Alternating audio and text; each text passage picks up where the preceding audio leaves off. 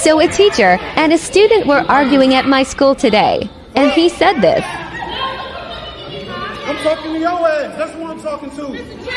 Nah, you know me. You know me and you know I ain't for the games. Stop talking to me, Gayana. Call your daddy then. Tell your daddy come up here and talk to me then. You, stop talking to me. No, I'm telling you, stop talking to me. Tell your daddy to come talk to me. Tell your daddy to come talk to me. Nah, go dig him up and tell him to come talk to me.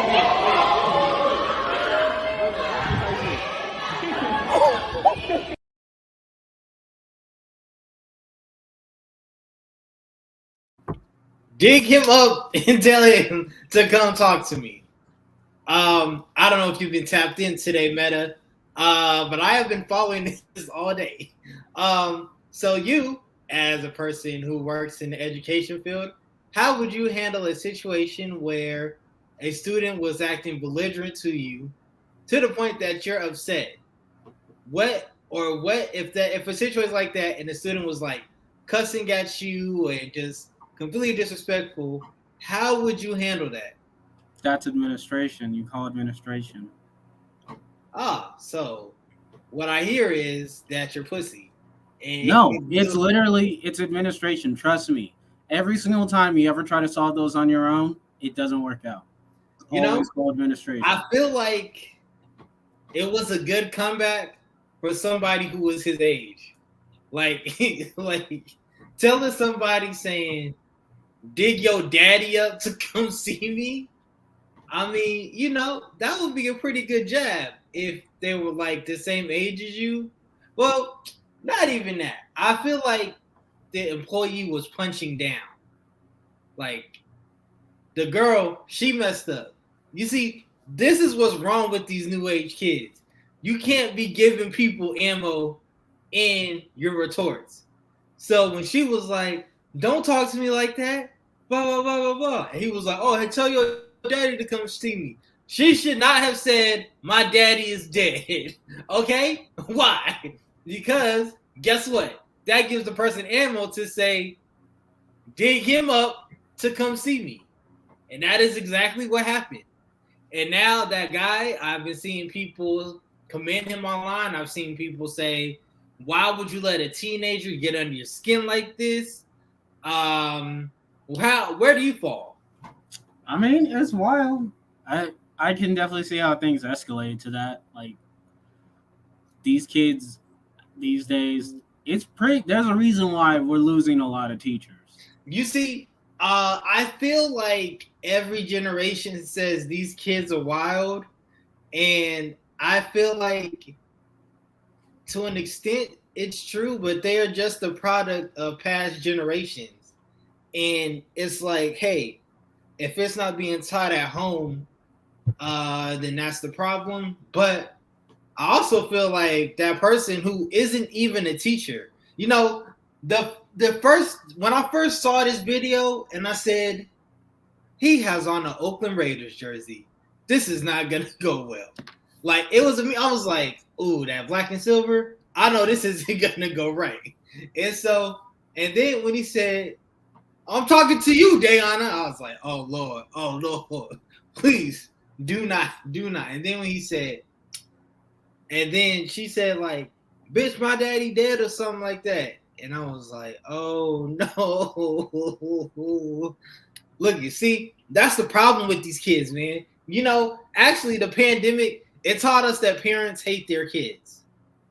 Like, literally, there were, like, studies and articles upon articles that said parents need a break. We can't handle these kids. So it went from asking your kids how was your day to actually seeing them not do the work that the teacher told them to do online. And then you having to say, reprimand them. And it's like, oh man, you tired, huh? And then, but also in the education system, you see how like parents are like defending their kids like religiously to the point that it's like, hey, why are you siding with your kid against the teacher? Not to say the teachers can't be wrong or educators can't be wrong, but I feel like you should lean towards the person who's already passed the second grade or who's already obtained what your child is trying to get. Am I incorrect with that thinking? I mean, people. I just gotta say, some people just don't need to be having children. That's my opinion, and that's all I gotta say on this situation. But y'all did not come here to hear us talk about the education system. You guys didn't come here to hear us talk about people in Oakland Raiders jerseys and how they are a danger to society. You are here to hear us talk about the first episode of Marvel Studios' Miss Marvel. If you do not know by now, this is the 26th and Glencoe Media Podcast. I am your host, Marcus Flowers, and I am joined by the one, the only, Metro Meta. Meta, how you feeling today, man? Pretty good. Bet. So a little bit, we're just going to tackle a little bit of news about just Miss Marvel in general before we give our just general thoughts about it and everything. So let's just talk about something that's probably predictable. And this is from NBC News. Miss Marvel praised by fans but flooded with bad reviews. Critics think they know why. Marvel's new Disney Plus series, Miss Marvel, received praise from reviewers and fans, but some are blasting its diversity, calling it too woke and cringe. And critics say they know what's behind the criticism. The series released Wednesday, followed blah, blah, blah. I'm trying to look. Miss Marvel is currently the lowest rated Marvel Cinematic Universe series, but has only 14,000 reviews compared to more than 100,000 reviews the other shows have. One reviewer who gave this series 1 star said the show seemed like an Indian soap opera. Another user said it was a kid's show. So, here's the thing. Miss Marvel is a kid's show. It is for kids. It's for teenagers who are going through similar situations as her.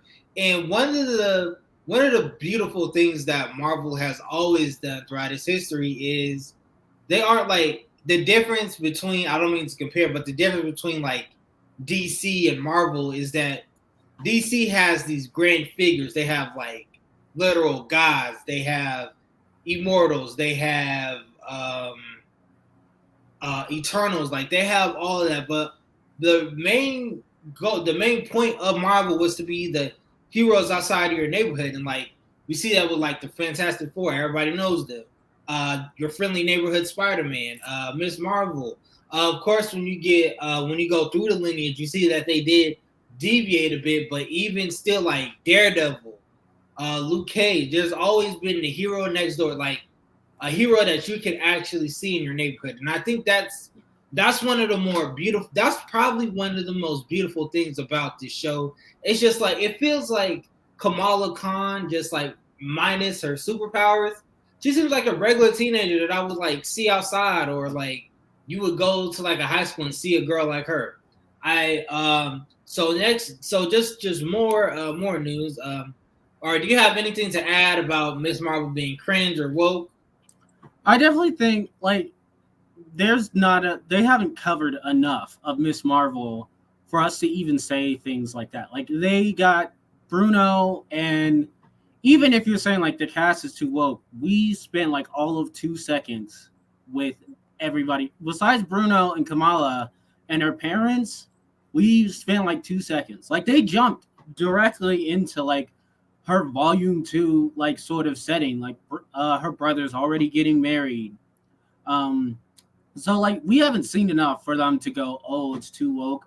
As far as it going like a kid's show, I definitely think, and it has this aesthetic to it that I was just vibing with. I loved so much. It sort of reminded me of like Into the Spider-Verse or the Michelins versus the Machines, that sort of drawing. I definitely think that they had a lot of creative ideas on this show. Like even with they had the text conversation between Bruno and Kamala, and they kept finding ways to make their messages appear around them in the world. it really set you into Kamala's mindset, but it also was just, to me, I was like, oh my gosh, we're not reading text bubbles. We're looking around. They got you looking around to like look for what's the next message. What are they saying next? And that to me, and or even like when they were talking about like what her costume should look like, and they had the graffiti in Jersey City come alive, like those are some really interesting ideals, I think, for them to be using. Like that shows a lot of creative energy that we honestly haven't been seeing. Like so far, for me at least, for the Marvel TV shows, they felt like Marvel TV shows in the sense that like it was just a Marvel movie that they just added on and then cut in the middle. Like they still felt and very much were Marvel movies, but like they added a little bit of spice. But I think with Miss Marvel, just with this first episode, we see them getting further and further away from just having that like this is a Marvel TV show and it's just gonna be just like the movies, only now it's a TV show. Like they really added an aesthetic and a level to the show that I think sets it apart from even the other Marvel shows compared to them. Yeah, no, for sure. Okay, and so now with another piece that I want to talk about, Miss Marvel reimagined Kamala Khan's powers to give her stronger ties to the MCU. Sorry about that. And this is from one of the directors. In the same way that our powers in the comics were really influenced by this big event that happened in the Marvel universe at the time, we wanted the show to have Kamala's powers linked to something much bigger, both in the MCU, but also linked to a sort of her legacy, her past, her kind of cultural inheritance, and her family. And I think the way that they have transformed their powers from being Mr. Fantastic Light to these light powers, I think not only does it make more sense with just her being one of the Marvels, but it just makes more sense in the MCU period and just like the direction that is going, because although Kamala is a street level kind of hero, we can see what type of importance having powers like that will be having it on a grander scale. Like we've seen it with Captain Marvel, and we see it with like Thor, and even with like Iron Man, and even with like Spider-Man. So it's like we see how she can like we're seeing the foundation of how she can maneuver back and forth between street level heroes to cosmic events. I definitely think they are really making a push, because we've always known that Miss Marvel was an Inhuman, but she was basically an Inhuman because Marvel didn't have the rights to the X-Men. They wanted to write X-Men stories, they didn't have the rights to them, so they basically just turned the Inhumans into the X-Men. Right, and they're definitely leaning back towards that. Oh, go ahead.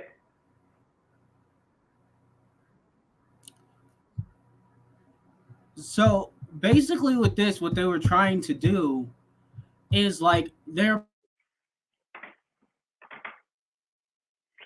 we are having towards being you broke up a little bit there. Say that last sentence again. To her powers, which we see that a little bit in like the Marvelous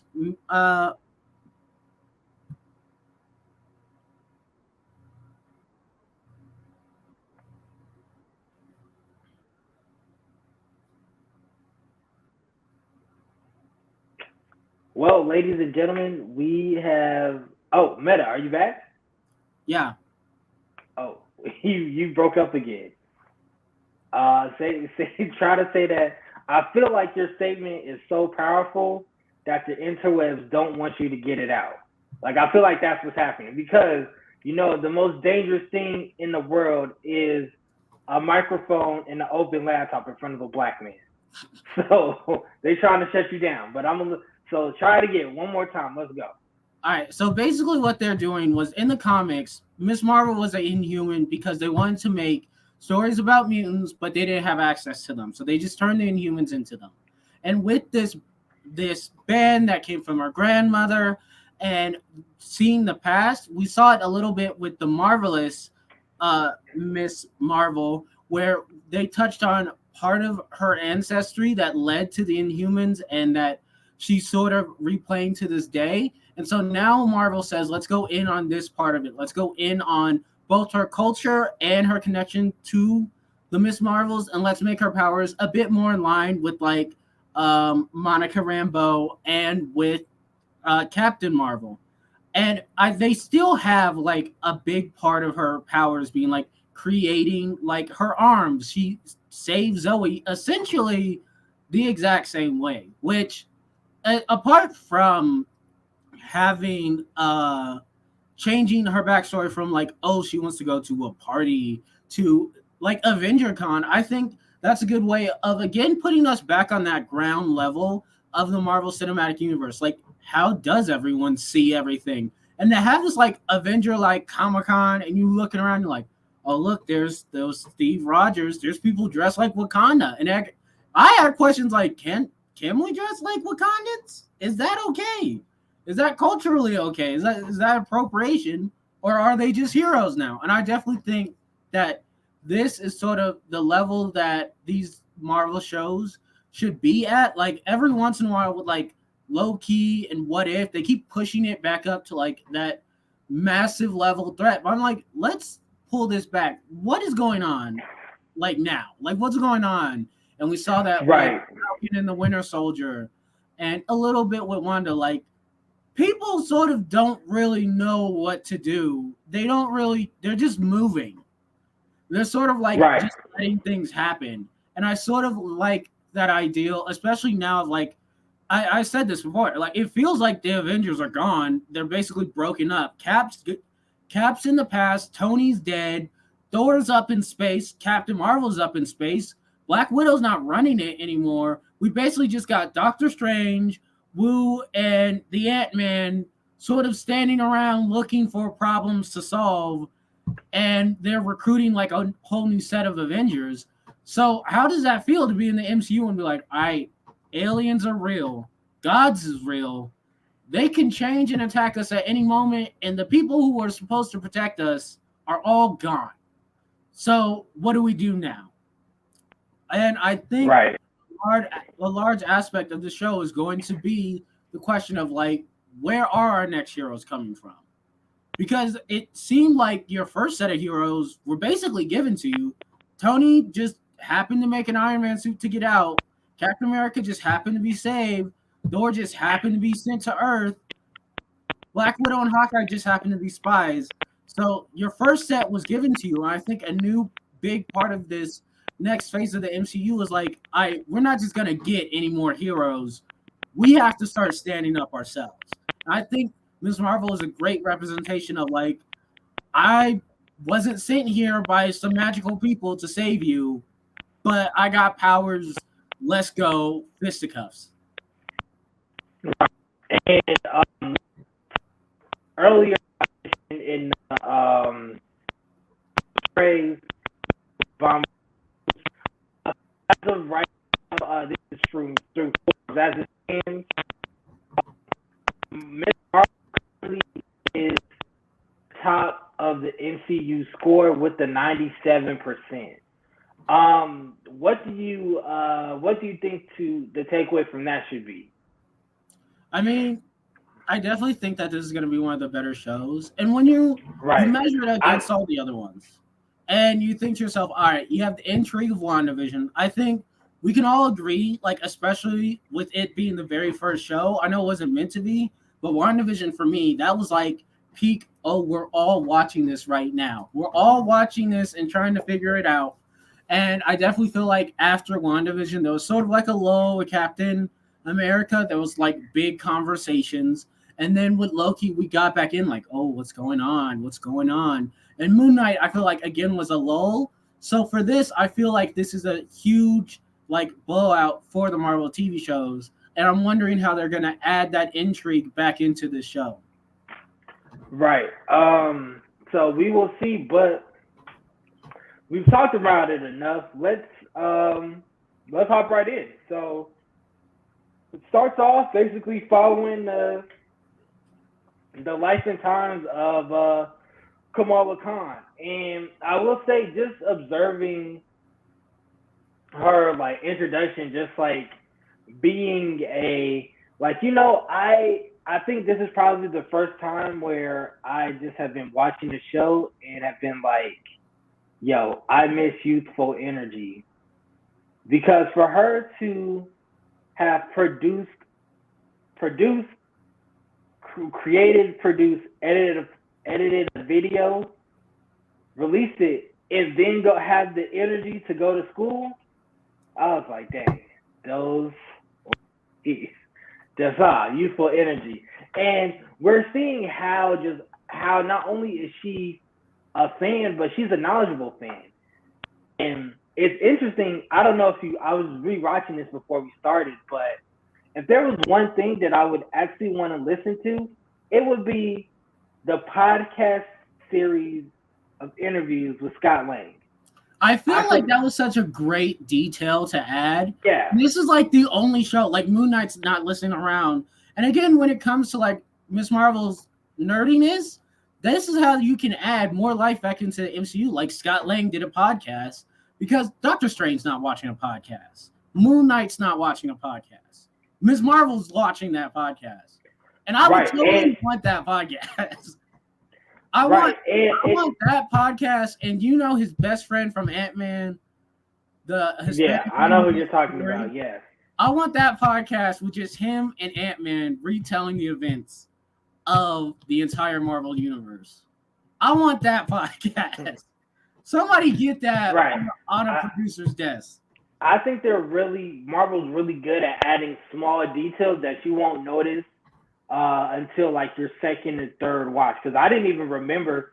It was like such a nothing burger. I didn't even think about or even realize the podcast that's speaking about Scott Lang, or even her like creating like the video. Like I knew she was creating a video, but like Sloth Productions and her going to school, and like I feel like I haven't had that experience. Like just being in high school, like I wasn't the most popular. Everybody knew me, and like I prided myself on knowing a lot of people. So when I would like actually we didn't even wave at people in high school. So when she did that awkward hi, and they were like, "Oh my God, is she waving?" I was like, "Hey, sounds like high school." I feel like I've seen that before. Like that's not surprising. Oh, making fun of the weird girl who does podcasts in the closet makes complete sense to me.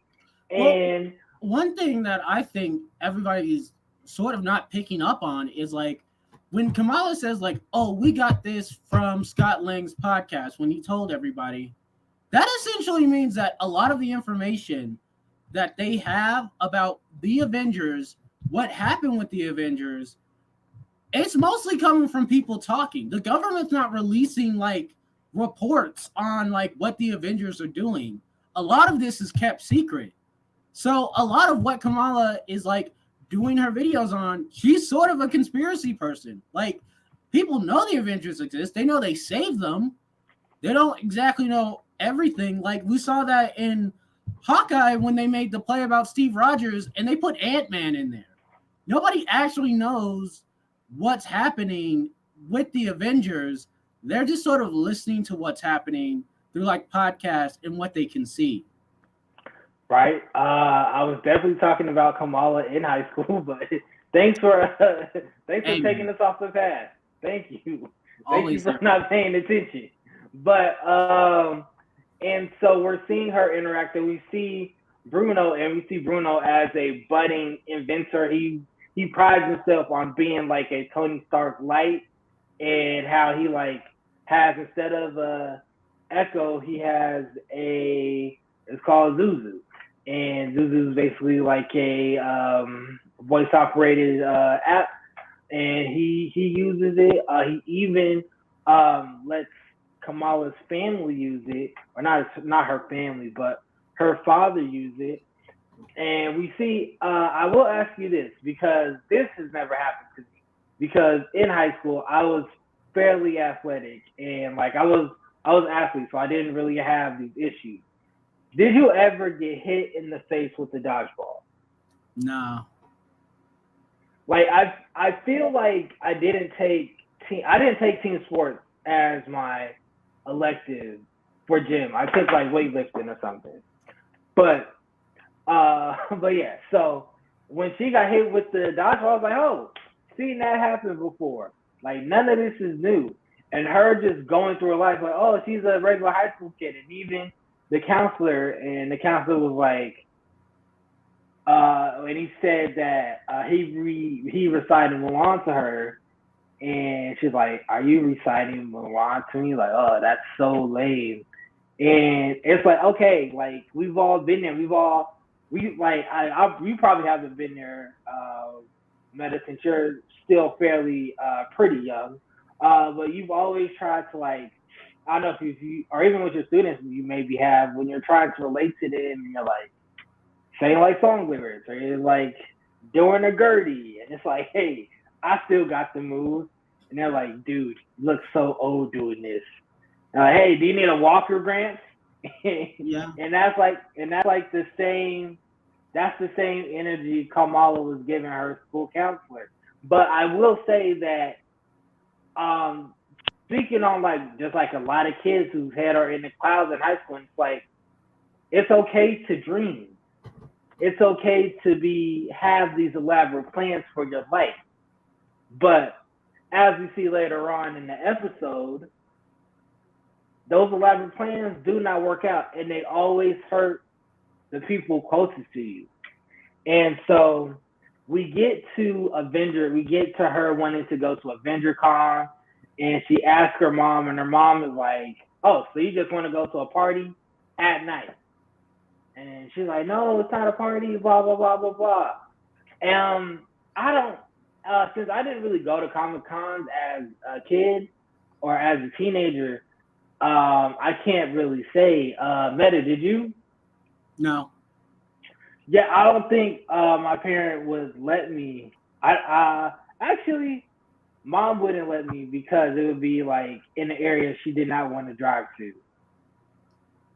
Yeah. And my father, I think he would be down, but like you would have to be ready right when he was ready, or else he would throw a fit.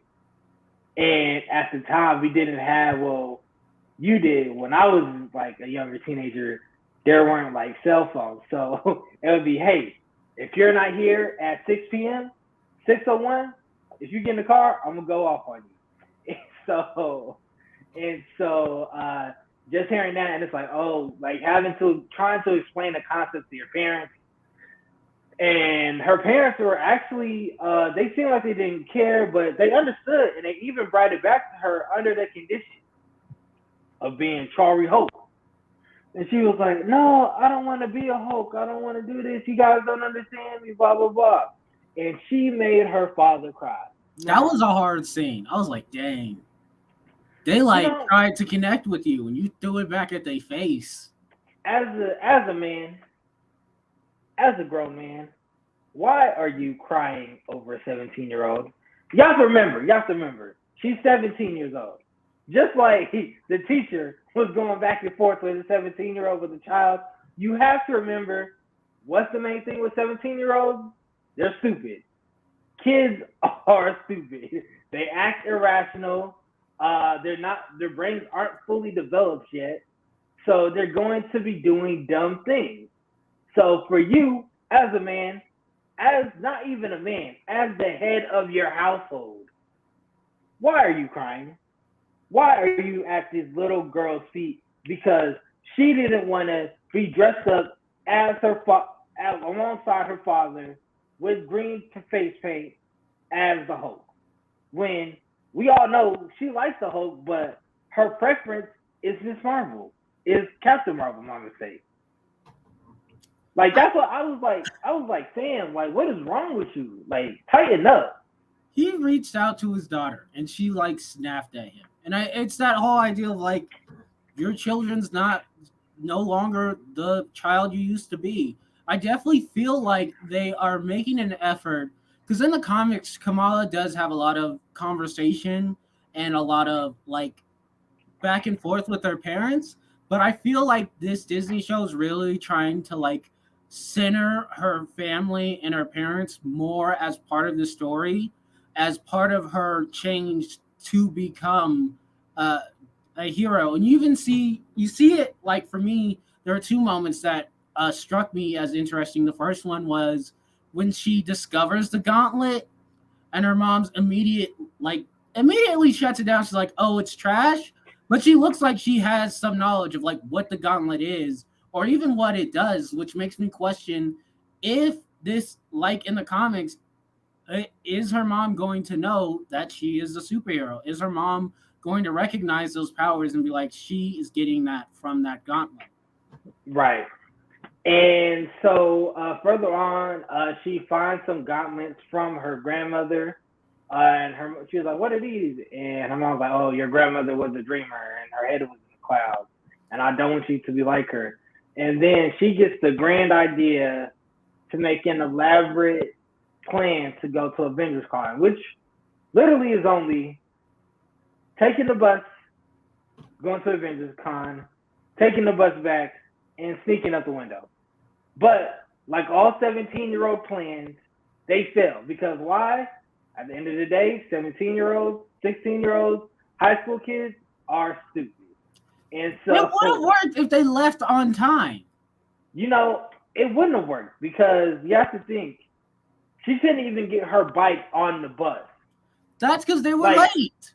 No, I'm gonna tell you why. I don't even want to hear that because I don't know how New Jersey transit system buses work, but you know, in Denver with the RTD, there's literally a bike rack that you pull down. Okay, if they stop, the bus driver has to stop for you. Like they have to. Like it's against the law for them to be like, "Oh, hey, just keep going." They have to stop for you. You have to pull down the bike rack. You put your bike on safely, and then you drive. That is what should have happened. Not her saying, "Oh, my bike." Why? You want to know why she did that? Because she is a 16, 17-year-old girl whose mind isn't fully developed yet. And she was like, "Oh, do you think my bike would be there?" And we were like, "Oh, in Jersey City?" Yeah. You was joking. That bike would be gone anywhere in the United States. If you walk across a bike in the middle of the street, no owner in sight, it's going to be gone. Like, that's just common sense. So she gets to Avengerscon. She's like, oh, she's marveling at everything. She's having a good time. And finally, it's time. Oh, she sees Zoe, who is dressed as, surprise, surprise, Miss Marvel. And she's like, oh my God, why is she like, you know, that's kind of like, she was kind of being a gatekeeper. She was like, oh, Zoe doesn't even know about Miss Marvel the way I know about Miss Marvel. Oh, she's so pretty and I don't know if I can be wrong. Like, yo, chill out. You got this. You got the gloves. And she says, you're right. So she goes to change into her outfit. But she forgets the gloves in the bathroom. She comes out, she puts the gauntlet on, and goes to the stage. She's showing off, and then her powers activate. And we see her powers activate. And of course, chaos happens. Chaos follows. The giant Ant-Man head falls. I would like to point out how calm and accepting everybody in that room was when all this stuff goes down. Like, stuff is falling, everything's going bad, and these people are clapping. They're like, this is great. I think that fundamentally points to how broken these people are, is they see the world falling apart around them, and they're like, oh, this is when I clap, right? Well, you have to remember everything that these people have been through in the past 20 years. Like, literally, aliens have attacked their planet. Half of them were erased. Then they were all brought back. And then there was a war across the world, a war across the globe. They have been through a lot. So a giant Ant-Man head falling, probably not the biggest concern of their lives. So I don't fault them for that. Like, I get it. Like, it's tough living in the 616. Like, with so much drama in the 616, it's kind of hard being it. But and so so she saves Zoe, and then Zoe wants to thank her, but of course Bruno, her partner in crime, is like, "Yo, I gotta run," and then she's following her plan to the T. But guess what? She's 17, 16. So she didn't count for variables. So when she walks into the window, might I add, that she wanted to get on through a tree, the branch already broke. So she found another way to get through the window. But guess what? The mom's there, and she's like, "Yo, you disrespected me. Like, what's wrong? You crazy. Like, you crazy, coming here crazy. You disrespected me. You're not a good person. This is not how I raised you." And she's like, "Oh, you just don't understand me." And she's like, "No, I don't understand you. I don't even know who you are." And then she cries, and then that's about it. Am I missing anything? No, that's it. It's definitely a good, solid first episode. I definitely feel like. Whoa. Wait. Before you give your review, I didn't hear that. You didn't see the post credit? Oh yeah, I did see the post credits. So these are the same people that were messing around in Spider-Man. Yep. Yeah, Spider-Man: Homecoming, right? Yep. And so I think they probably worked for the Big Bad, who's probably the inventor. That's who I'm guessing.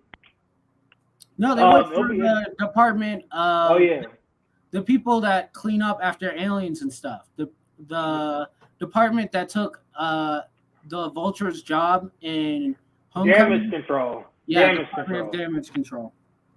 Yep. They actually were supposed to have a series. I think it got canceled. But they were supposed to have their own TV series. But continue, overall thoughts? I think it was a solid show. As we all know, this is my Joker. I will be getting episode 1, probably tattooed sometime soon. 10 out of 10. It's amazing. And anyone who doesn't believe so is wrong and racist. Yeah, no, I would give it 8 out of 10 just because 10 out of 10, Mark. The CGI, it's like it's something that at this point, the CGI is glaring. Like Marcus, it was all right. Let me talk. So it's just the CGI was so bad that it like took my focus. CGI of what? Her powers. Man, it was light. It was basically light. It did not look that bad. It looked like light. I want you to go back and look at that again. On your big screen TV, I want you to look at it again. It looks terrible. I give it an 8. I give it an 8 out of 10 because everything, it seemed like a flawless episode. But when you show me something that's that bad, I'm like, yo, what are you doing? It's hard light technology. It's light. Why are you giving excuses to a multi-billion company? Like, I told you, this is my Joker. At this point, they are 20 plus years into this. There's no excuse for them to have CGI that's this bad. Y'all complain about the CGI every 5 minutes. I want to see y'all try and do a show with some CGI. Okay, but that's different because I'm also not a person who's interested in using CGI. The CGI is bad. I didn't hear a single person say a single thing about that awful looking eye, Third Eye, and Doctor Strange. It looked fake as heck on the evil doctor, on the regular doctor. It looked like complete garbage, and y'all were completely silent, okay? No, we spoke up. CGI is bad. We spoke up about that as well. No, like it's a comment. It looked bad in the trailer. Charming. It looked bad in the movie. It's going to look bad in the next movie, okay? And I'm not disagreeing with you. I'm saying that Marvel, for all the praise that they're getting, this is something that needs to be corrected. Like, this is unacceptable. Just as a viewer, it's like, okay, I don't even care about the rest of the show because you've proven to me that you don't care about your product. Like the CGI was bad. Like CGI was fine. the CGI was bad in Miss Marvel. The CGI was bad in Black Widow. The CGI was bad in Doctor Strange. The CGI just in Marvel movies is bad, and it's But been there's bad stuff that's consistently. made in CGI all the time that we don't even pick up. If you listen to most of the people who work on the CGI on the CGI for these movies and in the industry, whenever this stuff comes up, they're like, y'all don't know half the stuff that's CGI in movies. You're just nitpicking and you don't know what you're talking about. Okay, that's crazy. But I know what my eyes saw. Like, you say that I don't know what I'm talking about, but I know what my eyes saw. Like, and they saw bad CGI. They saw terrible powers. That's what they saw. No. Like, It looks you fine. can't deny that. It did not look You're fine. saying that CGI, what should light powers look like, Marcus? It shouldn't look cheap. That's what it shouldn't look like it was from 90s. Like Yes, light. it did. Yes, Yes, it it literally did. just light energy. It's just purple light energy. Okay. They basically just took what was in Captain Marvel and just said purple. Purple light energy. Okay, I want you to calm down a little bit. I want you to really. I told after you, this episode, this is my Joker. Okay, look, you can be a fan, but you can't be an idiot. It's That's why the light. world is. That's why. That's it's why. Purple That is why. light. Okay, that It is looked the exact same in you the trailer. you being a completely biased fan is the reason why the world is the way it is today. I don't care. They can do this in Star Wars. I'm doing it with Miss Marvel. Ignoring flaws is the reason why the Earth is messed up. I'm just saying it's not. You are ignoring it. Morgan, it's bad. It's purple the CGI light. is bad. It's okay, not bad. You're saying it's just purple light. Guess what? That purple light is her powers, which is a focal point of the show. Her powers are I a want you focal point of the describe show. to me right now, how should it look? What should it look like? It should look like it was made in the year 2022, not in the year 1995. Okay, it shouldn't look like it was from the Batman. It should look like a show that was produced by a multi-billion-dollar company. That's what it should look like. It shouldn't look. You're cheap. saying it should look like a cheap. practical effect, is what you're saying. Because the Batman was all practical effects. Morgan, the Batman looked good. Did it not? Did you? You didn't even see the Batman. Yeah, I did. Okay, the Batman looked good. Miss Marvel, everything was. I give it an 8 out of 10 because the CGI was bad. And as this show progresses, and I see more CGI, and it's not being improved, then my scores are going to get lower and lower because at this point it's unacceptable. I'm not you giving them a pass for this. You still have not described to me what should it look like. Morgan, I literally just said it should look like it was made in 2022. It should look like the Batman. Where does the Batman use hard light constructs? Morgan, I said it should look like it was made in 2022, not that it was made in 1995.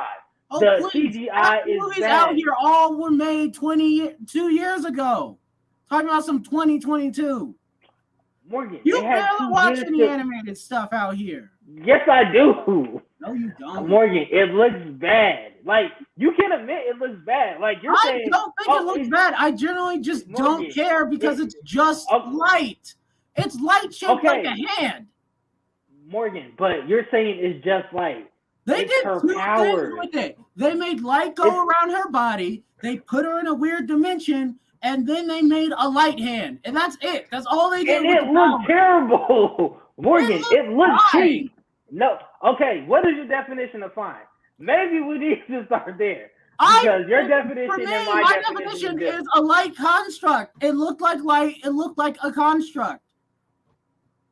Morgan, it looked bad. Okay. It looked perfect. I give it, Morgan gives it 10 out of 10. I give it 8 out of 10. Thank you for tuning in. We will be doing these weekly, so be tuned. This is coming out on Monday. We have a few more things coming in the canon.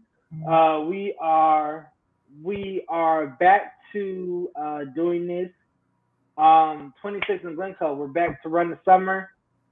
Please, if you haven't already, check out our latest Dust Off the Cartridge. We're talking about Pokemon Violet and Scarlet. We're hoping for some Yu-Gi-Oh content from Meta, so hopefully he gets that to us this summer. And make sure you follow Meta on all social media platforms at Metro Meta 26. Follow me on all social media platforms at Flow My Hero. Make sure you're following the brand at everywhere: Google, YouTube, Facebook, Twitter, Instagram, and 26 and Glencoe Media Network. And actually, before we get out of here, I don't quite know how we're going to do this, but before Scarlet and Violet come out, I have it written down. We have a battle of the generations. Now I'm still fleshing it out. It'll probably be on like YouTube Gaming or Twitch, and it's where we battle each other with one of our favorite mons from one generation. Okay. Like, I think that's fire. We got to do a series, not a series, but like a playoff series for it. So yeah, but that will be later, way later in the year. It's going to be super crazy. Because I'm getting married this year. A whole lot of things. Meta has a new job, so we're rocking and rolling. But of course, we are dedicated to our listeners, so we want you guys to feel the love. Until next time, we'll see you later. Peace. See ya.